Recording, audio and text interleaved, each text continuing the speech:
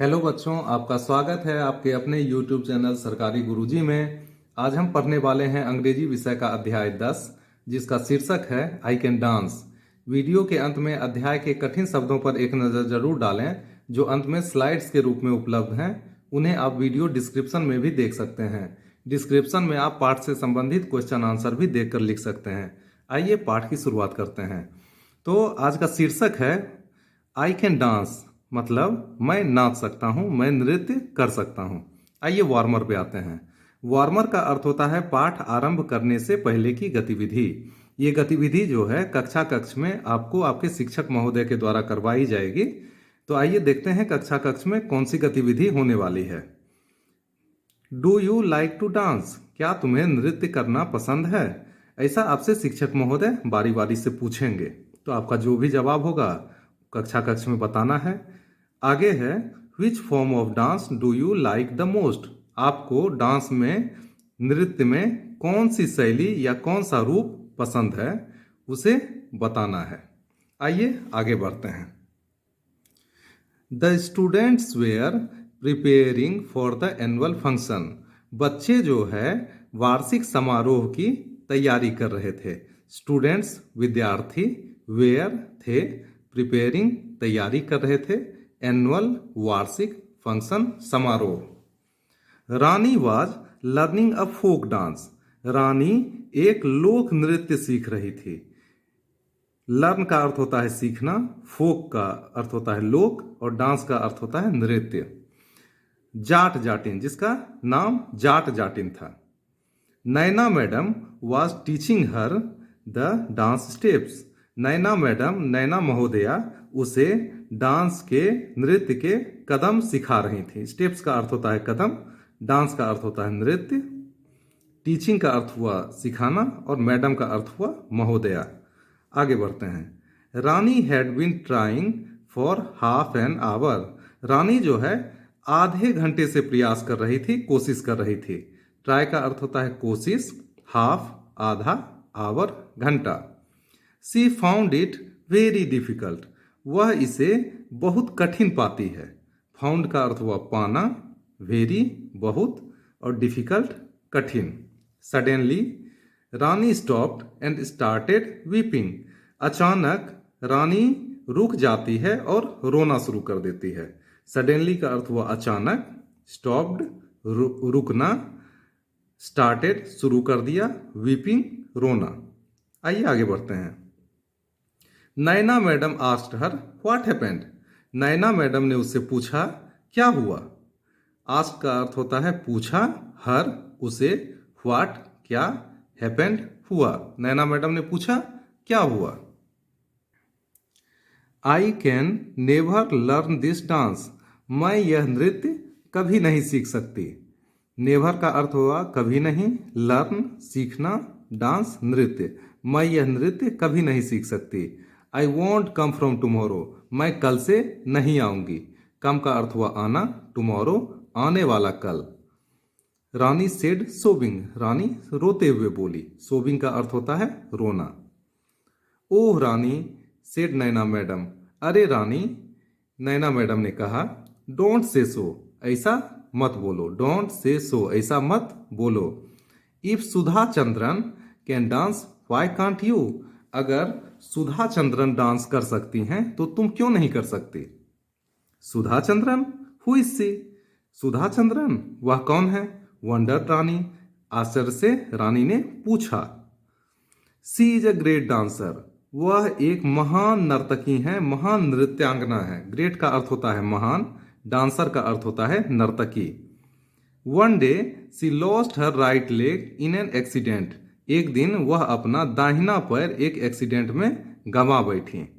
Right का अर्थ होता है दाहिना, लेग पैर, एक्सीडेंट का अर्थ होता है दुर्घटना। But she was a brave girl. लेकिन वह एक साहसी लड़की थी, बहादुर लड़की थी। ब्रेव का अर्थ होता है बहादुर या साहसी। She decided to learn how to dance with an artificial leg. वह उसने निर्णय लिया कि कैसे मुझे एक बनावटी पैर से, कृत्रिम पैर से डांस सीखना है, लर्न करना है।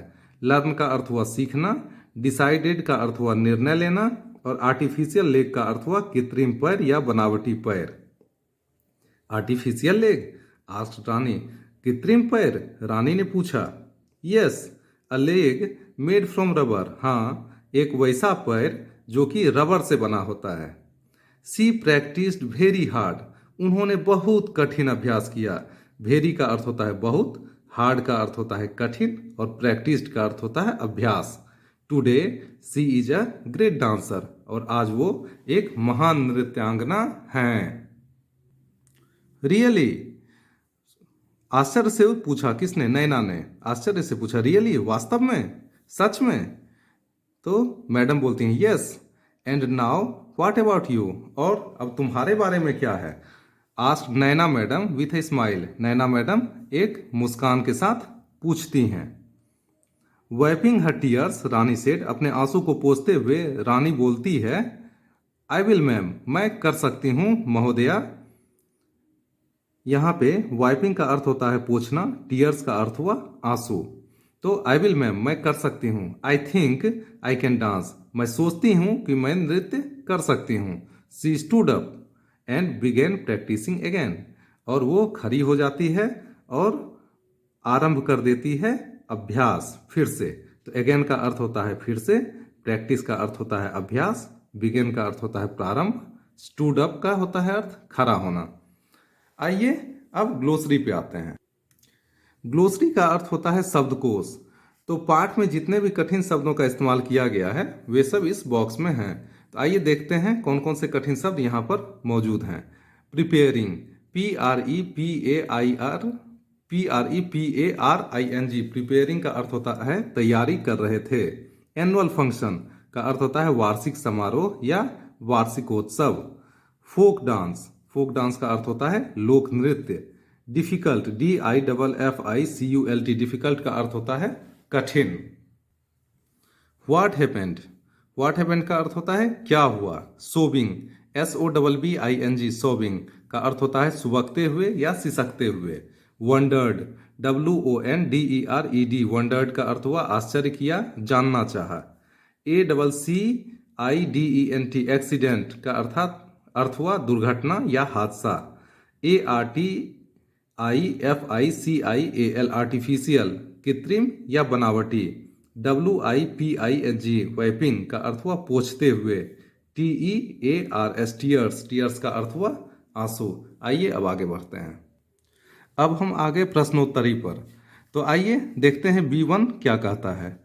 थिंक एंड टेल, सोचो और बोलो। थिंक का अर्थ होता है सोचना, टेल का अर्थ होता है बोलना। Answer the following questions hourly, निम्नलिखित सवालों के जवाब मौखिक रूप से दें।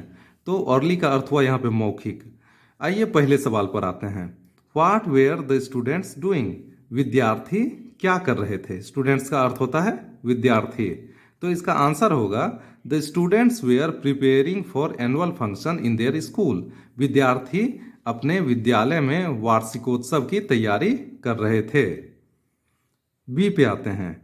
हु इज सुधा चंद्रन, सुधा चंद्रन कौन है।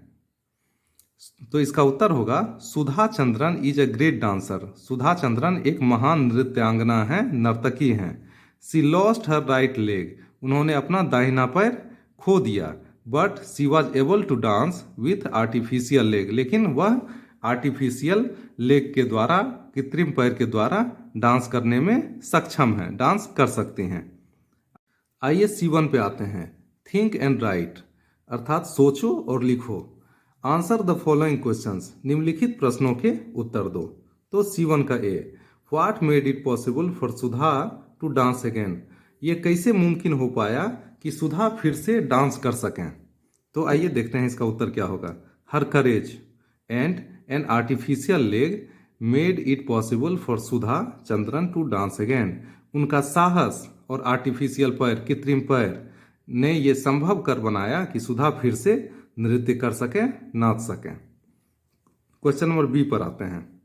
What is an artificial leg, artificial leg क्या है, कृत्रिम पैर क्या है। तो artificial leg is made up of rubber, artificial पैर रबर का बना होता है।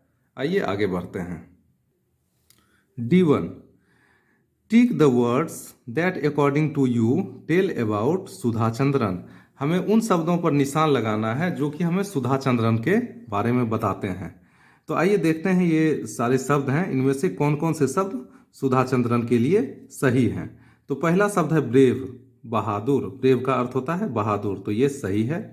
नर्वस, बेचैन या अधीर। नहीं, सुधा चंद्रन बिल्कुल नर्वस या बेचैन महिला नहीं थी, तो ये नहीं है। Sad, SAD, sad. सैड का अर्थ होता है उदास या दुखी, तो नहीं, ऐसा भी नहीं था। हार्ड वर्किंग, परिश्रमी, तो इसमें टिक लग जाएगा, सही। बिल्कुल सुधा चंद्रन बहुत ही हार्ड वर्किंग थी, बहुत ही परिश्रमी महिला थी। सिली, मूर्ख, तो सुधा चंद्रन बिल्कुल भी मूर्ख महिला नहीं थी, तो इसमें हमें टिक नहीं लगाना है। फैट का अर्थ होता है मोटा या मोटी, तो सुधा चंद्रन मोटी नहीं थी, इसमें भी टिक नहीं लगेगा। और फेमस का अर्थ होता है प्रसिद्ध, तो सुधा चंद्रन बिल्कुल एक प्रसिद्ध महिला है, तो इसमें हमें टिक लगा देना है। तो ये 3 शब्द हैं जो सुधा चंद्रन को डिस्क्राइब करते हैं। पहला शब्द है ब्रेव, बहादुर। दूसरा है हार्ड वर्किंग, परिश्रमी। और तीसरा है फेमस, प्रसिद्ध। आइए अगले सवाल पर आते हैं। D2, Jat Jatin is a famous folk dance. Jat Jatin जो है एक प्रसिद्ध लोक नृत्य है। Name some other folk dances, कुछ दूसरे लोक नृत्य के नाम बताएं। तो आइए हम कुछ दूसरे लोक नृत्य के नाम जानते हैं। Some other folk dances are, कुछ दूसरे लोक नृत्य हैं घूमर, गरबा, कर्मा, जर्नी, झिरिया, एक्सेट्रा। ये सभी जो नाम यहाँ पर दिए गए हैं, ये सब अलग अलग प्रदेशों के अलग अलग लोक नृत्य हैं। आइए अगले सवाल पर आते हैं। Even, change it's sentence into a question. प्रत्येक जो ये लाइन दिया गया है, सेंटेंस वाक्य दिया गया है, इन्हें हमें प्रश्न पे तब्दील करना है, प्रश्न बना देना है। The first one has done for you, पहला हमारे लिए किया गया है। तो आइए सबसे पहले पहला देखते हैं। I brush my teeth daily, मैं अपना दांत रोज साफ करता हूँ। तो do you brush your teeth daily, क्या तुम अपना दांत रोज साफ करते हो। इसी तरह से अब आइए यहाँ देखते हैं। आई लव माई कंट्री, मैं अपने देश को प्यार करता हूँ। Do you love your country, क्या तुम अपने देश को प्यार करते हो। अगले पे सवाल पे आते हैं। आई रिस्पेक्ट माई पेरेंट्स, मैं अपने माता पिता का आदर करता हूँ। रिस्पेक्ट का अर्थ होता है आदर करना। Do you respect your parents, क्या तुम अपने माता पिता का आदर करते हो। तीसरे पे आते हैं। I do my homework daily, मैं अपना गृह कार्य रोज करता हूँ। तो इसे जब हम प्रश्न में बनाएंगे तो ये कुछ इस तरह का होगा। Do you do your work daily, क्या तुम अपना गृह कार्य रोज करते हो। 4, आई क्लीन माई रूम, मैं अपना कमरा या कक्ष रोज साफ करता हूँ। तो do you clean your room, क्या तुम अपना कमरा या कक्ष साफ करते हो। 5वां, आई हेल्प माई मदर, मैं अपने माँ का मदद करता हूँ। तो do you help your mother, क्या तुम अपने माँ का मदद करते हो। आइए अब अगले सवाल पर आते हैं। F1 कहता है complete the paragraph on my friend. My friend पे इस पैराग्राफ को पूरा करना है, इस अनुच्छेद को पूरा करना है। कंप्लीट का अर्थ होता है पूरा या पूर्ण, पैराग्राफ अनुच्छेद, और माई फ्रेंड का अर्थ हुआ मेरा मित्र। तो यहाँ पे देखिए डैश इज माई फ्रेंड, यहाँ पे डैश में माई भर दिए, और यहाँ पे जो है आप अपने दोस्त का नाम लिख सकते हैं, जैसे कि मोहन इज माई फ्रेंड। ही और सी रीड्स इन क्लास 3, यहाँ पे फिल अप द ब्लैंक्स में 3 आ जाएगा। ही सी इज अ डैश स्टूडेंट, मतलब गुड स्टूडेंट, कैसे बच्चे हैं, अच्छा बच्चा है। ही और सी लाइक्स डैश, तो क्या उन्हें पसंद है, ड्राइंग अर्थात चित्रकारी। ही और सी डैश गुड पिक्चर्स, तो ड्रॉज मतलब बनाना। ही और सी ड्रॉज गुड पिक्चर्स, मतलब वे बहुत ही अच्छा चित्र बनाते हैं। ऑल टीचर्स लाइक्स हिम, और सभी शिक्षक उसे पसंद करते हैं। आइए अगले सवाल पर आते हैं। F2 कहता है how do you celebrate children's day, आप बाल दिवस कैसे मनाते हैं। सेलिब्रेट का अर्थ होता है मनाना, ब्रैकेट में मैंने जश्न लिख दिया है, और चिल्ड्रंस डे का अर्थ हुआ बाल दिवस। Complete the following sentences on children's day, निम्नलिखित वाक्यों को चिल्ड्रंस डे के ऊपर पूरा करें। तो आइए देखिए इसमें क्या लिखना है। Children's day is celebrated on dash, children's day कब मनाया जाता है? तो मनाया जाता है 14 नवंबर को। तो इसका हुआ children's day is celebrated on 14 November. Children's day 14 नवंबर को मनाया जाता है। It is celebrated on the birth anniversary of dash. यह डैश के बर्थ एनिवर्सरी पर मनाया जाता है। तो क्या होगा यहाँ पे? जवाहरलाल नेहरू। यह भारत के प्रथम प्रधानमंत्री जवाहरलाल नेहरू के बर्थ एनिवर्सरी पर मनाया जाता है। He is fondly called dash. उन्हें प्यार से क्या कहा जाता है? तो उन्हें प्यार से कहा जाता है चाचा। ही इज फॉन्डली कॉल्ड चाचा। उन्हें प्यार से चाचा नेहरू कहा जाता है। We like dash very much. We like him very much. हम उन्हें बहुत ज़्यादा पसंद करते हैं। आइए अगले सवाल पर आते हैं। जीवन कहता है इंजॉय जोक्स, अर्थात मजाक का आनंद लें, परिहास का आनंद लें। जोक का अर्थ होता है मजाक या परिहास, इंजॉय का अर्थ होता है आनंद। रोल प्ले, रोल प्ले का अर्थ हुआ नाटक। तो देखिए यहाँ पर ए कहता है have you heard that a baby was fed on elephant's milk and gained 20 pounds in a week. क्या तुम्हें पता है कि एक ऐसा बच्चा है जिसे हाथी का दूध पिलाया जाता है? And gained 20 pounds in a week, और वह एक सप्ताह में 20 पाउंड तक बढ़ जाता है। उसका वजन 20 पाउंड तक बढ़ जाता है, अर्थात 10 किलो तक बढ़ जाता है। तो बी बोलता है दैट्स इम्पॉसिबल। अरे यह असंभव है। हुज बेबी, किसका बच्चा? तो ए बोलता है एन एलिफेंट्स, हाथी का बच्चा।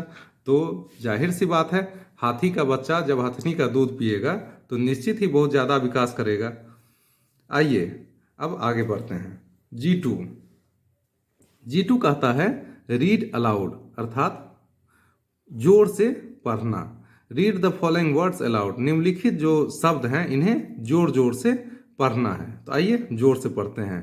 Annual, function, folk, difficult, wondered, happened, artificial, success, ma'am.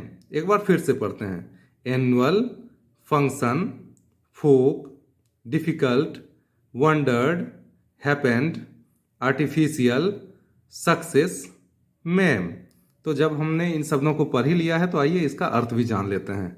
Annual का अर्थ होता है वार्षिक, फंक्शन समारोह, फोक लोक, डिफिकल्ट कठिन, वंडर्ड आश्चर्य, हैपेंड होना, आर्टिफिशियल कृत्रिम, सक्सेस सफलता, मैम महोदया।